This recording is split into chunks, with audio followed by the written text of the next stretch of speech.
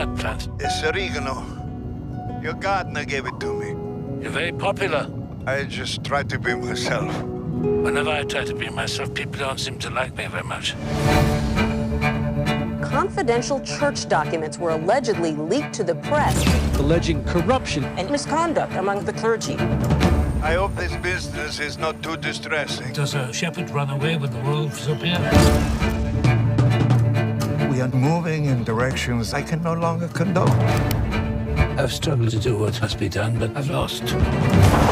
Popes can't resign. If you do this, you will damage the papacy forever. I can no longer sit on the chair of St. Peter. You are mistaken. You are... Silence! I cannot play this role anymore. Anthony, this film it's coming out next month and on Netflix around the world. Clearly a story with 1 billion Catholics around the world. You've got yourself a very, very interesting audience. But give us a sense of why this story and why the way you guys told it with Jonathan Pryce as Pope Francis, well, before he's Pope Francis, when he's cardinal, and Sir Anthony Hopkins as Pope Benedict, and dealing with the complex relationship between these two men and the greater complexities of what's happening in the Catholic Church and how they're trying to handle it.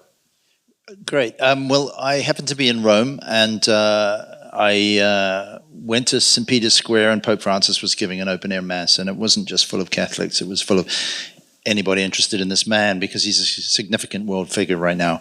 And I became aware that we have this Pope because the previous one resigned. And I did a Google search and realized that it has been 700 years since a Pope resigned. And the man who resigned, the German Pope Benedict, was an arch-conservative. So the thought occurred to me, why would the most conservative Pope of the modern era do the most unconservative thing possible? And so I thought there must be a drama in there. So it sort of emerged from that. But beyond that, it was a question.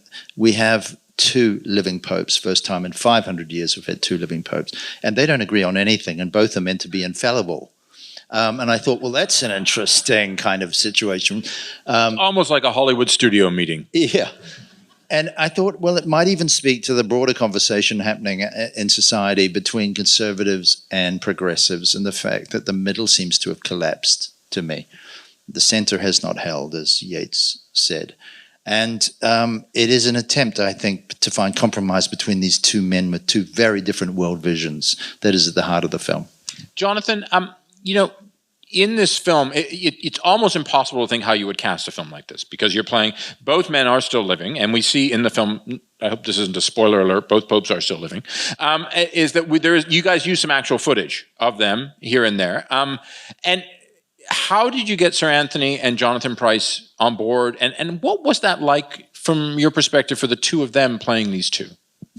Yeah, I mean, we really lucked out. These were the first 2 choices Fernando had in his mind all along, and I think with the director, the director Fernando Moraes, and I think obviously there's a certain look-alike quality to both of them, which certainly is appealing, but I don't think that was the real reason. And I think there was an interview Fernando had seen with Jonathan Pryce where he was just so disarmingly funny and warm, and sort of it reminded him of all the interviews he had watched of Francis, and then of course you needed someone who had sort of that harsh intensity, that sort of German-like intensity that Hopkins can give you, but then there's such an intelligence behind that. I never thought that Silence of the Lambs would be an audition to play a pope. You know, it kind of was. But I think we also saw, you know, again, there's so much warmth in him, and I think that's the thing that was so brilliant about Anthony's script, which is it really humanizes both of these characters, and I think that was the challenge. And certainly Benedict is a guy that's oftentimes villainized in the media, and I think Hopkins saw the challenge of how do you humanize him and how do you kind of make him the hero of his own story.